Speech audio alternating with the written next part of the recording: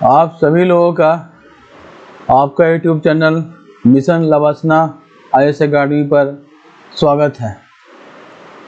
आज इस वीडियो में हम लोग देखेंगे क्वेश्चन मेंस का IAS के मेंस के क्वेश्चन का सॉल्यूशन दिया जाएगा। टॉपिक है decline of the Maratha confederacy.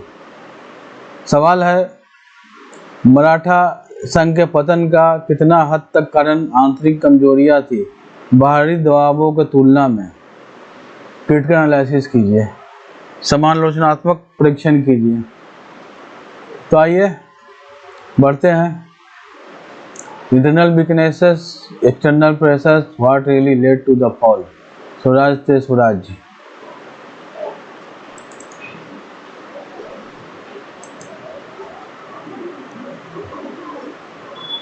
अठारहवीं शताब्दी के उत्तरार्ध और 19वीं सदी के प्रारंभ में मराठा संघ का पतन एक जटिल प्रक्रिया थी जो आंतरिक संरचनात्मक स्ट्रक्चरल कमजोरियों तथा बाहरी दबावों विशेषकर ब्रिटिश ईस्ट इंडिया कंपनी से प्रभावित थी।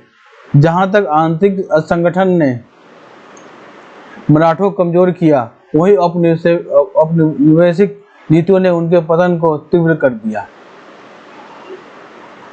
अब इसके क्या क्या देखते। मराठा संघ की आंतरिक कमजोरियां क्या थी। Internal weakness of the Maratha confederacy. पहला था पॉलिटिकल डिसयूनिटी एंड फ्रेगमेंटेशन, राजनीतिक असंगठन और विखंडन। मराठा संघ एक ढीला ढाला संघ था जिसमें सिंधिया, होलकर और भोसले से शक्तिशाली सरदार अर्धस्वायत्त रूप से कार्य करते थे। पेशवा की शक्ति कमजोर होने के बाद आपसी संघर्ष बढ़ गया। कमजोर नेतृत्व था। महादेव प्रथम के जैसे सक्षम नेता के बाद नेतृत्व कमजोर हो गया। अंतिम पेशवा बाजीराव द्वितीय, जिन्होंने राजनीतिक रूप से निर्बल था, अंग्रेजों पर निर्भर हो गया था।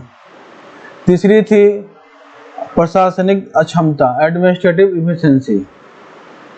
कोई एकीकृत प्रशासनिक और राजस्व व्यवस्था नहीं थी। जागीरदारी प्रणाली ने स्थानीयता को बढ़ावा दिया और केंद्रीकरण को कमजोर कर दिया।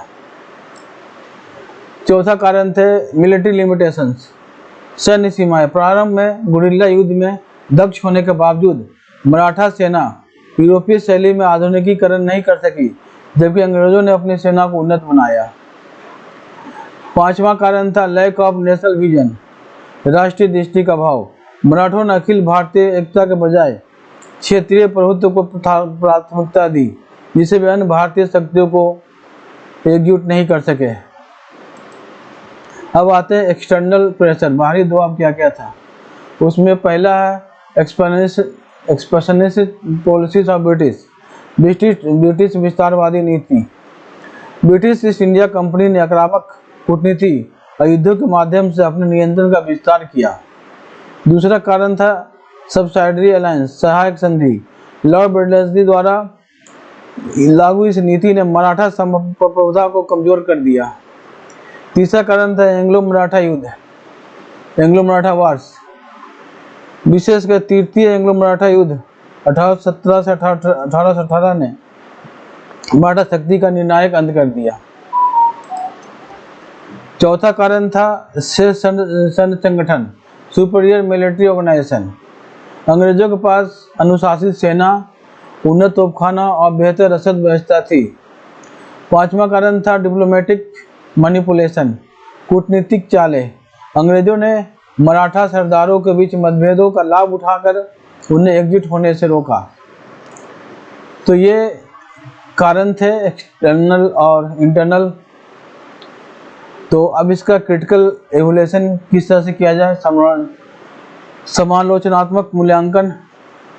यद्यपि बाहरी दबाव तत्काल कारण थे, वे इसलिए प्रभावी हुए, ध्यान सुनिएगा, क्योंकि मराठा संघ पहले से आंतरिक रूप से कमजोर था। एकता, नेतृत्व, प्रशासनिक क्षमता कमी ने उसे असुरक्षित बना दिया, जिसका अंग्रेजों ने राजनीतिक लाभ उठाया। अब यहाँ पर ये देखिए इस इमेज से कुछ दिख रहा है आपको, confidential disunity unified command, diplomatic failure unified command, और लॉजिस्टिक सुपीरियरिटी अंग्रेजों के पास थी।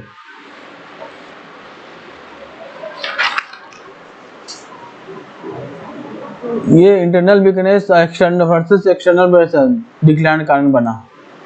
इसमें पूरी तरह से एक आप इसे नोट कर सकते हैं, बहुत अच्छी तरह से इसमें हमने लिखा है।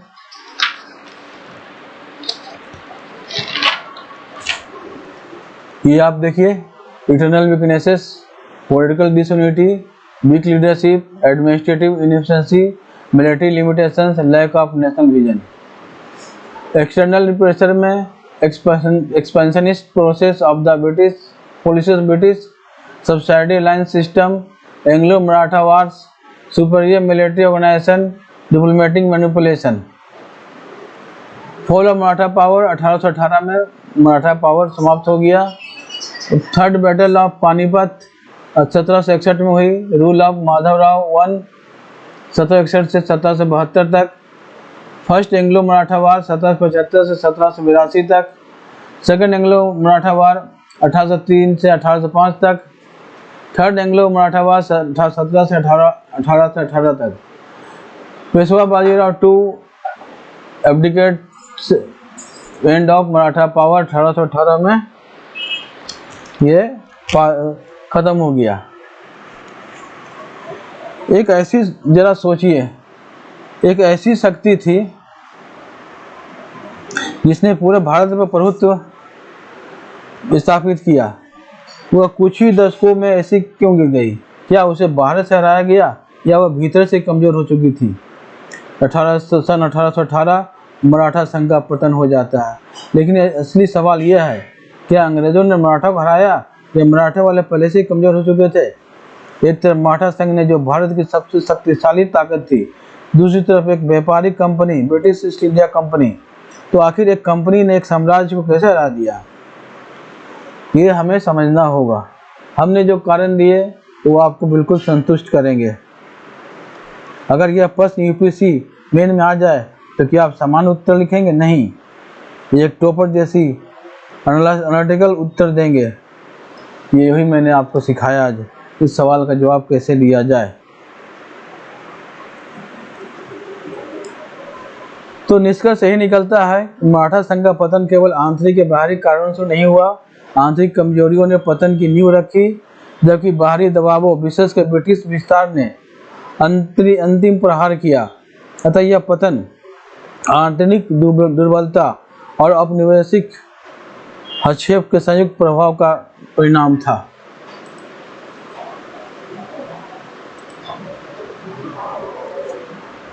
तो लिखने का एक तरीका है, for top scores maintain balance, किसी को ज़्यादा इग्नोर, दोनों साइड को इग्नोर नहीं करना है। लीडर्स वाच पॉलिसीज एग्जाम्पल्स देना है, और अंत में एक क्लियर जजमेंट देना है, internal greater than external but both are important. अधिकांशतः इंटरनल थे एक्सटर्नल के बजाय, लेकिन दोनों ही इम्पोर्टेंट थे। तो आज का वीडियो कैसा लगा जरूर बताएंगे। ये इसे फिगर समझेंगे इमेज से, माथा डिसयूनिटी, कौन सी राइवलरी, आपस में ही मतभेद थे, और इकोनॉमिक फ्रेगमेंटेशन, इकोनॉमिक आर्थिक सुरक्षा का अभाव था। ब्रिटिश में आपस में सभी कोऑर्डिनेशन थे, या लॉजिस्टिक सुपीरियरिटी थी, उनके पास काफ़ी सब तरह के हथियार थे। और ये हमने फ्लो चार्ट से समझाया है इसे, इंटरनल फ्रेगलिटी, एक्सटर्नल प्रेशर। इसे आप देख लेंगे, बढ़िया से समझ लेंगे। मुझे ये बहुत पसंद आया होगा, आपको पसंद आया होगा। ये आपको IAS मेंस में काफ़ी मददगार साबित होगी। तो चलिए, आज का हमारे YouTube channel mission लवासना IAS academy को सब्सक्राइब करें, लाइक करें, शेयर करें, कमेंट बॉक्स में लिखें कैसा लगा। कोशिश करेंगे और ज़्यादा से ज़्यादा बढ़िया आपको वीडियो दे सके, लिखे दे सके, कंटेंट दे सके, और बेल बटन प्रेस करें ताकि हमारा वीडियो अपलोड होते ही उसकी नोटिफिकेशन सूचना आप तक पहुंच सके। तो मिलते हैं अगले वीडियो में, तब तक के लिए बाय बाय।